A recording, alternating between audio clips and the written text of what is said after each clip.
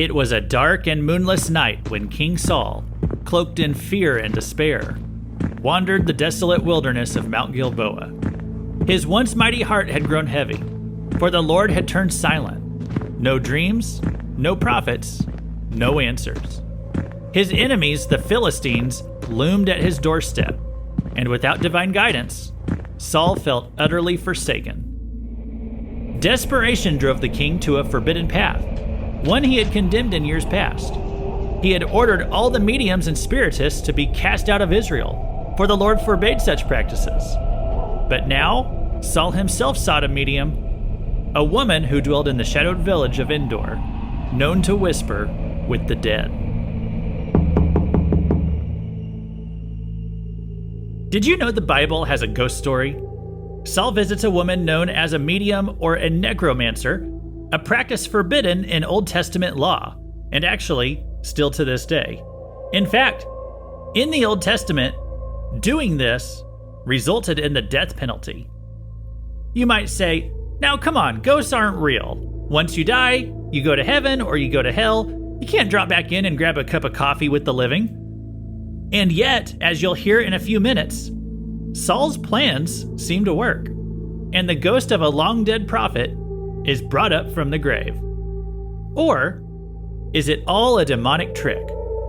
I find this to be weird, and I'd like to explore why it's in the Bible. Turn to 1 Samuel 28, and let's get weird.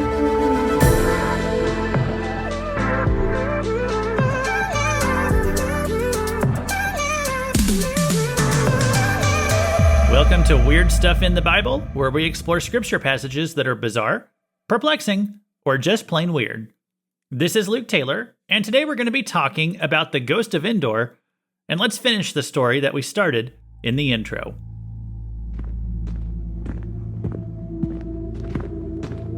Disguised in tattered robes, Saul approached the crumbling cottage at the edge of En Dor, accompanied by two trembling servants. The wind howled through the barren trees, and the air hung thick with the scent of smoke and decay. His pulse quickened as they neared the dwelling. Was this truly the only way? He had banished these people for a reason. The woman at En Dor was known for her ability to summon spirits from the beyond. Her face was veiled, and her voice rasped like the dry leaves swirling at her feet. As Saul entered her home, the flickering light of a single candle cast strange shadows on the walls.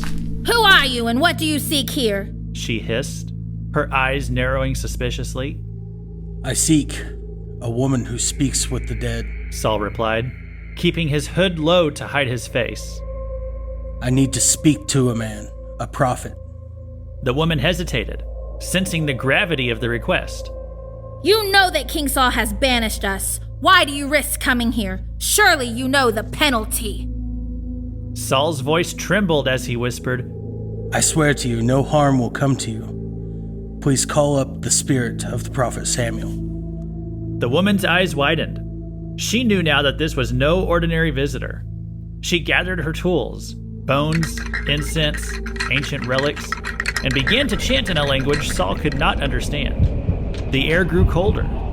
A sudden gust extinguished the candle, plunging the room into darkness. And then, a shadow stirred. At first it was faint, a figure emerging from the ground, shrouded in mist and silence. Saul's heart raced as the apparition took form. It was Samuel, the prophet, his voice stern and unyielding, his eyes like burning coals piercing through the veil of death. The woman shrieked and fell back. You are Saul! Saul ignored her, his eyes fixed on the spectral light before him. Samuel, I have called for you, for the Lord has turned from me and answers me no more. I am lost, and the Philistines are upon us. What should I do? Samuel's voice, hollow and otherworldly, reverberated throughout the room. Why do you disturb me, Saul? The Lord has departed from you and has become your enemy. He's torn the kingdom from your hands and given it to David. Tomorrow you and your son shall be with me, and Israel shall fall into the hands of the Philistines. Saul's knees buckled as the weight of the words crushed him. The cold finality of the message sent chills down his spine. The vision of Samuel lingered for a moment longer before dissolving into the darkness, leaving behind only the scent of sulfur and despair. In the silence that followed, the woman stood trembling, and Saul staggered to his feet, his mind reeling with the horror of what he had just heard. His death, the death of his sons, the collapse of his kingdom. It was all foretold, and nothing could change the course of events now.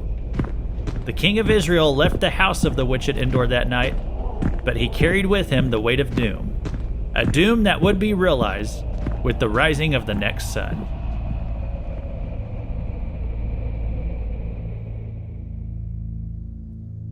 I hope you enjoyed that as much as I had fun making it, and a special thank you to Elena and John and Dustin for supplying the voices for it. It was kind of just a one-year treat here. I know I said a couple episodes ago in my interview that the podcast is a year old.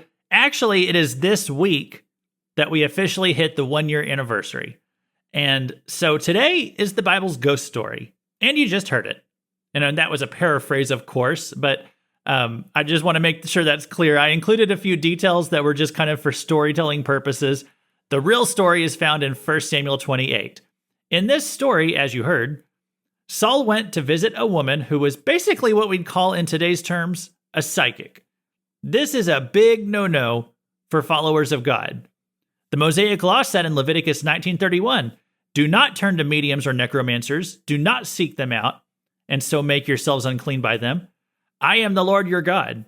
Deuteronomy 18 verses 9 through 11 also say, "When you come into the land that the Lord your God is giving you, you shall not learn to follow the abominable practices of those nations. There shall not be found among you anyone who burns his son or his daughter as an offering, anyone who practices divination or tells fortunes or interprets omens, or a sorcerer or a charmer or a medium or a necromancer, or one who inquires of the dead. For whoever does these things is an abomination to the Lord." So there is no ambiguity about this. And by the way, this is a prohibition on New Testament Christians as well. We should not be going to see psychics or mediums or anything like that. We shouldn't participate in seances or try to conjure up ghosts. And some people are going to say, well, what's the big deal about that? I mean, it's just for fun. It's all fake anyway. But the Bible doesn't tell us to avoid these things because they're fake. The Bible tells us to avoid it because it's real. Now, it's probably not actually spirits of the dead who are called up. People mess around with demons, and demons are actually messing around with them. They're deceiving people. They're lying about who they are, and they're trying to gain entry into your life. I remember back when I was in college, I had a friend named Dawn, and she liked to mess around with some of this kind of stuff. She told me how she and her friends, they would get a Ouija board out, and they would try to attempt to talk to what she called her spiritual guardian.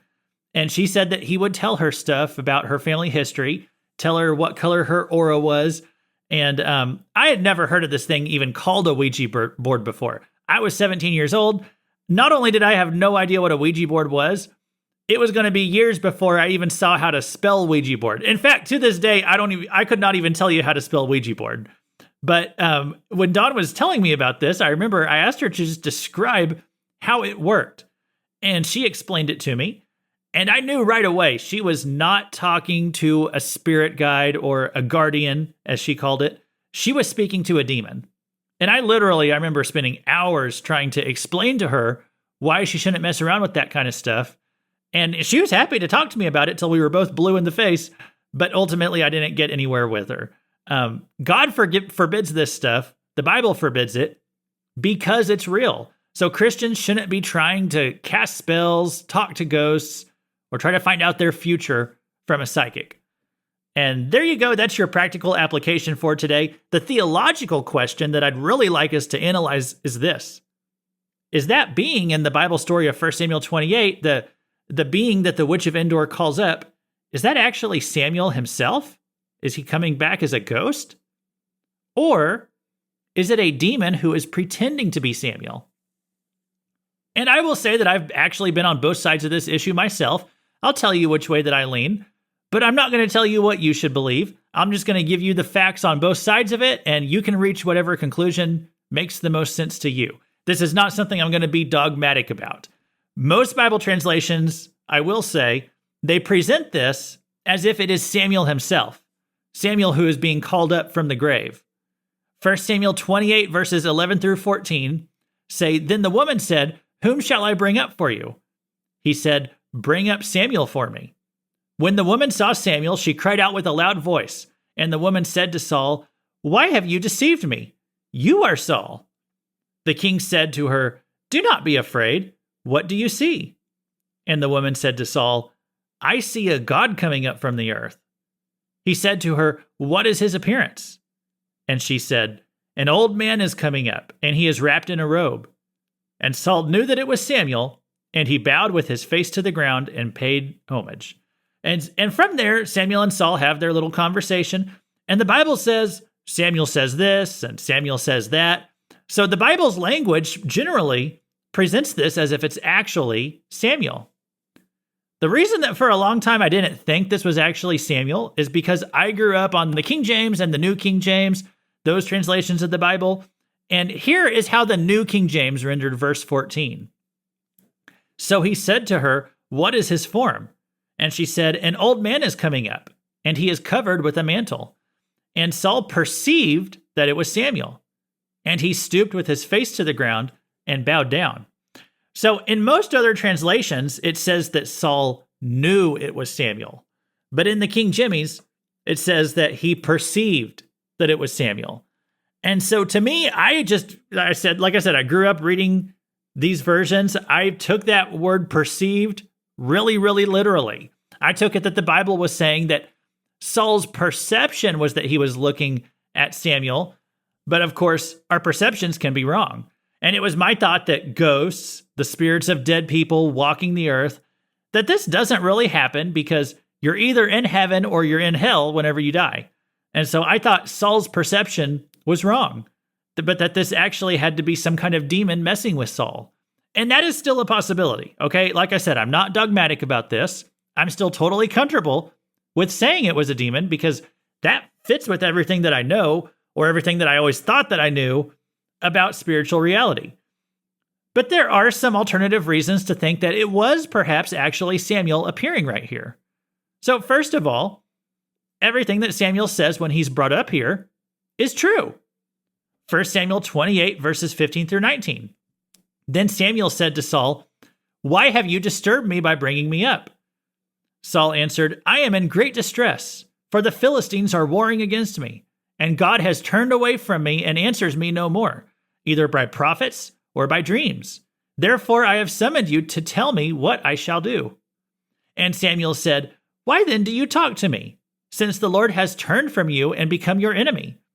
The Lord has done to you as he spoke by me. For the Lord has torn the kingdom out of your hand and given it to your neighbor David. Because you did not obey the voice of the Lord and did not carry out his fierce wrath against Amalek, therefore the Lord has done this thing to you this day. Moreover, the Lord will give Israel also with you into the hands of the Philistines. And tomorrow you and your sons shall be with me. The Lord will give the army of Israel also into the hand of the Philistines." So everything Samuel said right there, about the past, about what was to come in the future for Saul, it all actually happened.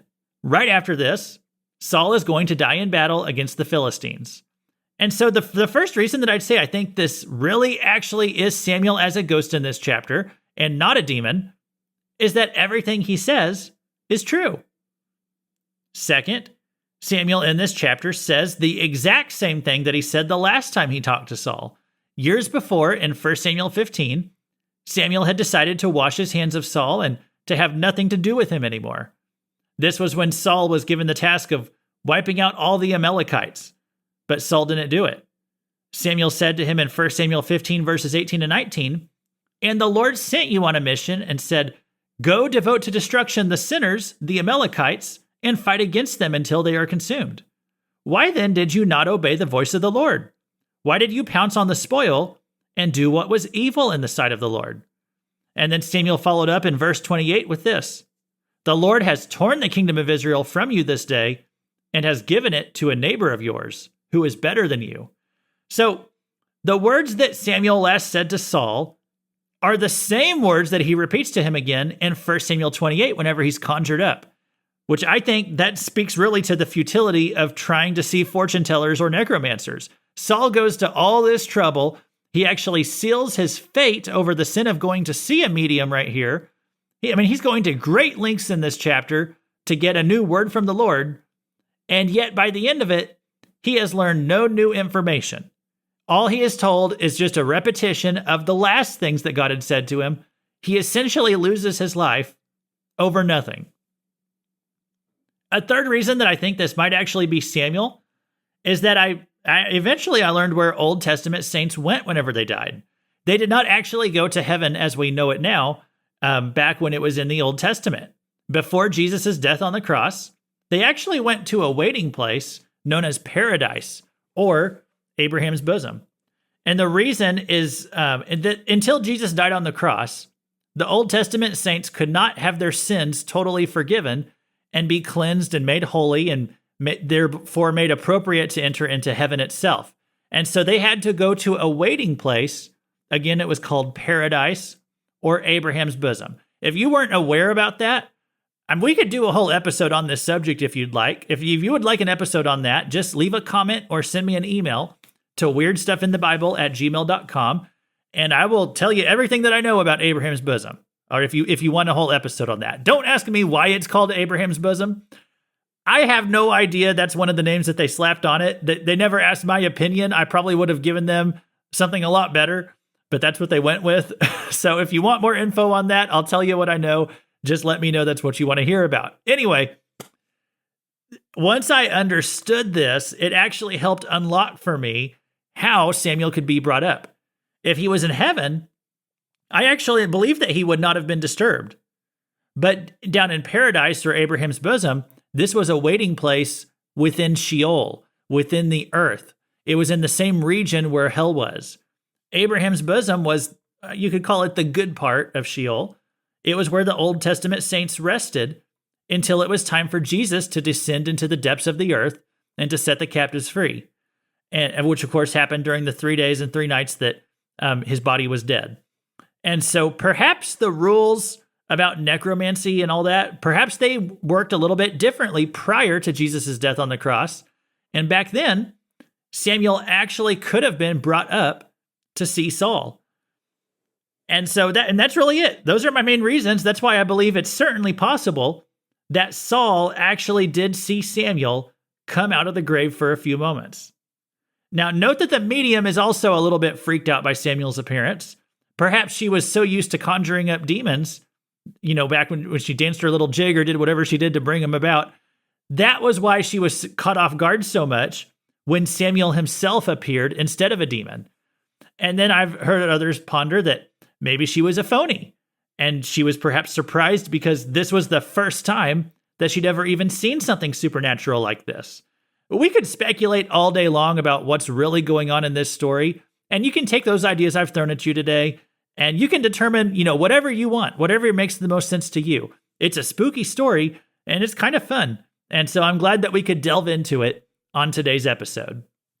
And that concludes the lesson for today. So if you're just here for that, hey, God bless you for listening. I was glad to have you here. If you're new, please consider subscribing so that you can get future episodes. I would like to actually take a minute in just a moment. I want to give a bit of a PSA for the election that's coming up. And this is really going to pertain to my listeners in Nebraska, Montana, South Dakota, Colorado, Nevada, Arizona, Maryland, Florida, and Missouri. And so if you don't live in one of those states, or if you're just tired of hearing about election issues and all that, I get it, okay? You can shut off the podcast right now.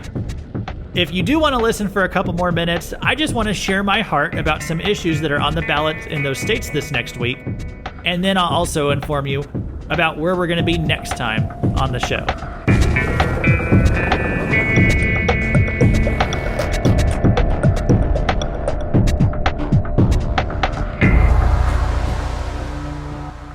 My 5-year-old son has been taking speech lessons to work on his F and TH sounds. My heart actually skipped a beat a few days ago when he got home from speech class, and he proudly told me that he learned so many F words from his speech teacher that day. Well, the dirtiest word that I know does not start with an F. It's not even a 4-letter word. The dirtiest word that I know is abortion. It's a word that I wish did not exist. I wish no one had ever invented it. I wish it was never even thought of. I feel sick every time it comes out of my mouth. I wish I could say it was unfathomable. But regrettably, shockingly, disturbingly, it is fathomed more than 2,500 times a day, nearly 1 million times a year in the United States. It is always wrong to kill an innocent, individual human being. It still shocks me that it even needs to be said. I've seen the statistics 100 times, and yet they still surprise me every time I look at them. And people will come up with all kinds of logic to avoid admitting the truth of what happens. But at the end of the day, no matter what euphemisms are slapped on it, no matter how normalized it has become, it is always wrong to kill an innocent, individual human being. Abortion is going to be on the ballot in all of those states that I mentioned earlier, and I'll mention them again in just a minute. That means life is going to be on the ballot. I'm asking you to make sure that you get to the polls and vote these abortion amendments down if you live in one of those states. I know a lot of Christians can get downright idolatrous about politics at this time of the year, and they start making up all these rules about how you must vote or else you're in sin, and I get a little bit uncomfortable with that because I'll admit the Bible doesn't tell us any rules about voting. But let me tell you what is in the Bible. James 4:17. To him who knows to do good and does not do it, to him it is sin. I know picking between two candidates is not always easy. I'm not asking you to do that today. If you don't like Trump, I'm not asking you to put on a MAGA hat. If you don't like Republicans, I'm not asking you to join a party. I'm not asking you to pick between the lesser of two evils. I'm asking you to do something good. If abortion is on the ballot in your state, I'm asking you to go out on election day and vote it down. If you're a citizen of Montana, please vote no on Constitutional Initiative 128. If you're a citizen of Nebraska, please vote no on Measure 439 and yes on Measure 434. If you're a citizen of Arizona, please vote no on Proposition 139. If you're a citizen of Colorado, please vote no on Amendment 79.